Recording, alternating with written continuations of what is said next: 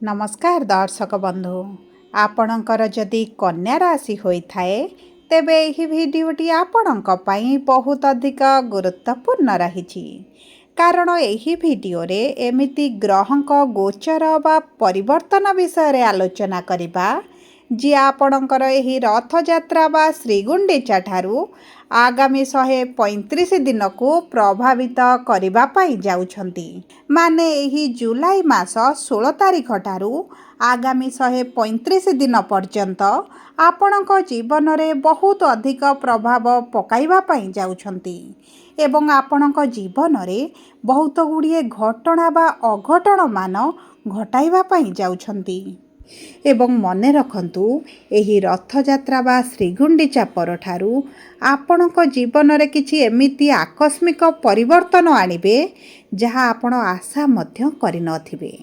देखंतु ज्योतिष शास्त्र अनुसार शनि को गोटे पापी ग्रह बोली कहा जाए, गोटे क्रूर ग्रह बोली कहा जाए एवं न्यायर देवता बा कर्मर स्वामी बोली मध्य कहा जाइथाए एवं शनि को प्रभाव रे समस्तक जीवन रे किछि ना किछि अशुभ ही घटी थाए।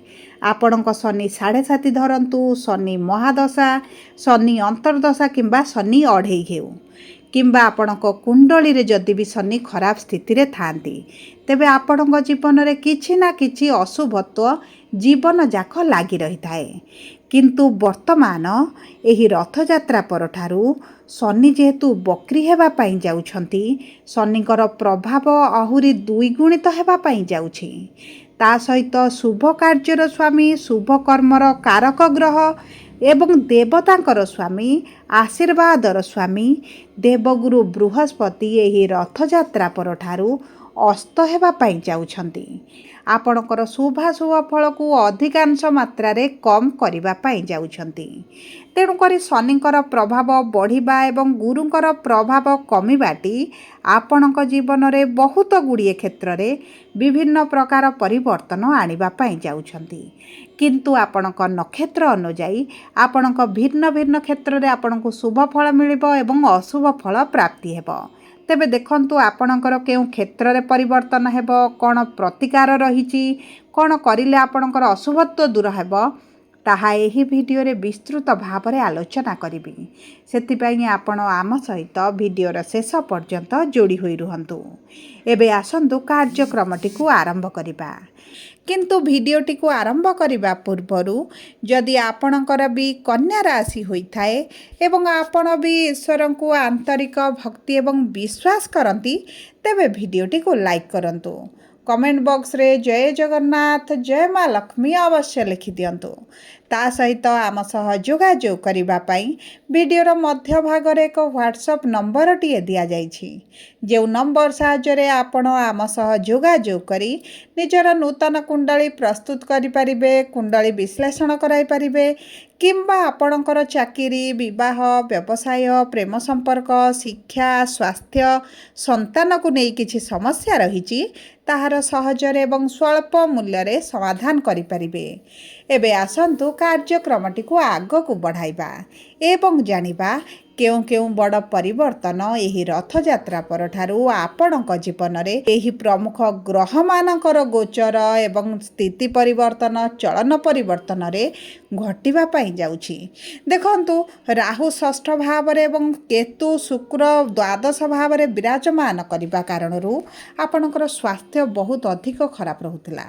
आपणकर आर्थिक समस्या मध्य बढ़ी जाइछि। आपण ऋण आनिछंती किंतु ऋणटी को सुझी पारु नांती, ऋणर भार आपणक उपरे बढ़ी चलीछि। परिवार मध्य रे आपण खुशीर वातावरण देखु नांती, किछि ना किछि समस्या को नहीं परिवार मध्य रे चिंताग्रस्त रहुचंती। विद्यार्थी माने शिक्षा क्षेत्र रे बहुत अधिक समस्या देखुचंती एवं चाकरी प्राप्त पाई बारंबार चेष्टा करी विफलतार सम्मुखीन हेउचंती। निराशता देखुचंती, अजथारे खर्च गुड़ाए हेउची। समाज रे मान सम्मान कोनोसी ना कोनोसी कारण को नहीं हानि घटिबार लागिछि। संतान संततिक पई बहुत गुड़िए कन्या राशि व्यक्ति विशेष माने चिंतित रोचंती। प्रेम जीवन हेउ बा दाम्पत्य जीवन में समस्या बढ़ुची, कलह बढ़ुची, छोट छोट कथा को नहीं मनमालिन मतभेद चली एवं सबुठार बड़ कथा हेउची आपण मानसिक दुश्चिंतार रहुथिले। आपणक शरीर में पीड़ा जंत्रणा लागी रहुथिला। तेबे एही भली जहाँ भी समस्या आपणक जीवन में चलुथिला ताहा एई रथयात्रा परठारु दूर हेबा पाई जाउछि एवं पुणी थरे आपणक जीवन में अधिकांश क्षेत्र में शुभाशुभ फल प्राप्ति करबा पाई जाउछंती। तेबे आसंतु जानिबा नक्षत्र अनुଯାयी आपणक जीवन में एही रथयात्रा परठारु किभଳି प्रभाव पड़िबा पाई जाउछि।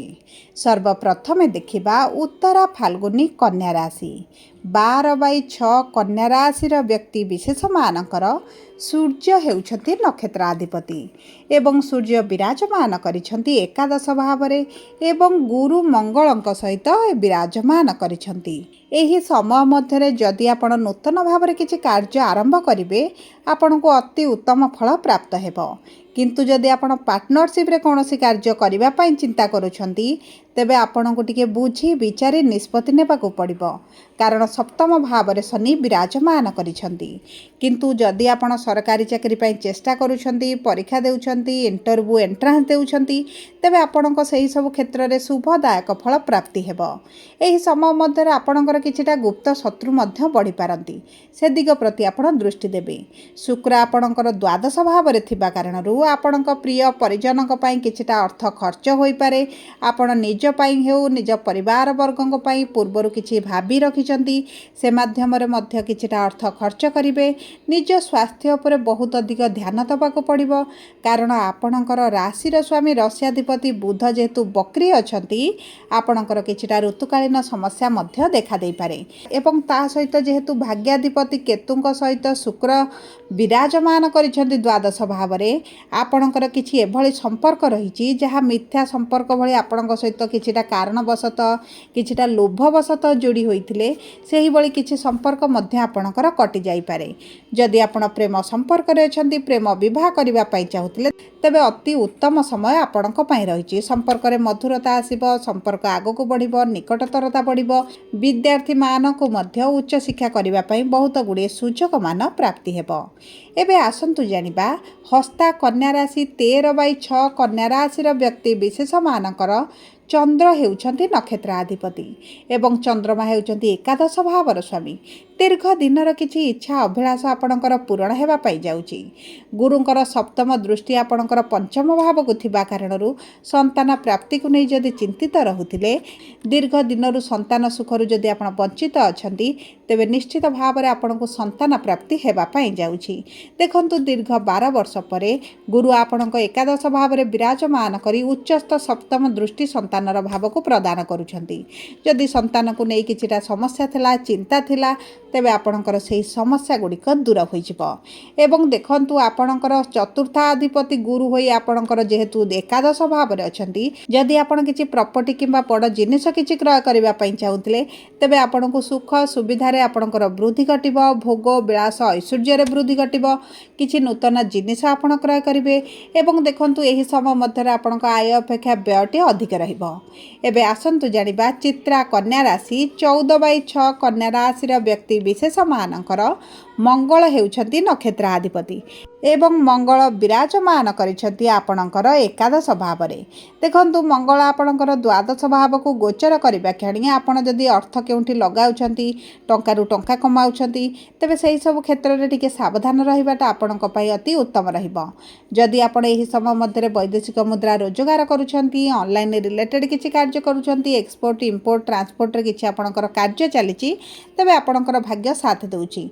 किंतु कौनसी बड़ निष्पत्ति नेबा पूर्वरु आपण बुझी विचारी जदि कार्य करिवे आपणक पई शुभदायक रहिबो। आपणक वैवाहिक संपर्क रे जे तिक्तता मनमालिन मतभेद चलिछि ताहा दूर होइजिबो।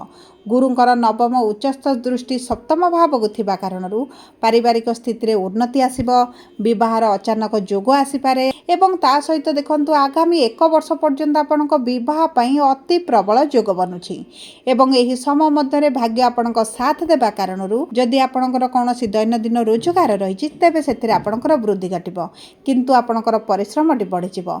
आपणकर जेकोनोसी कार्य रे आपणकर संपूर्ण मिलिबा पूर्वरू किछिटा विलंब देखि पारंती, कार्य अधारे अटकी पारे, किंतु आपनको निश्चित भाव में सफलता प्राप्ति हेबो। आपनको एही समय मध्यरे धैर्य धरिबार बहुत अधिक आवश्यकता अछि।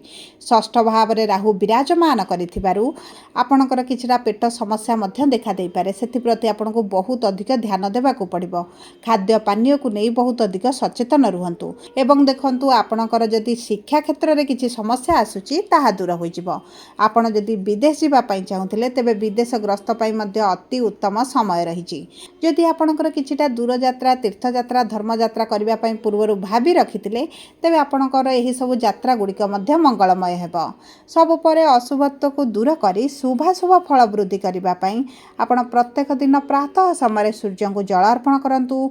ओम नमः शिवाय मंत्रटी को प्रत्येक दिन प्रातः समय जप करंतु। 3टी किंबा 7टी बेलपत्र अर्पण करंतु। हनुमान चालीसा पाठ करंतु एवं प्रभु गणेशଙ୍କ पाखरे दुब घास सहित लडू प्रत्येक बुधवार दिन भोग करंतु। आपणक पई अत्यंत शुभदायक रहिबो। जदि आपणकर कन्या राशि होइथाय वीडियोटी किभଳି लागला कमेंट बॉक्स रे लिखि जणांतु।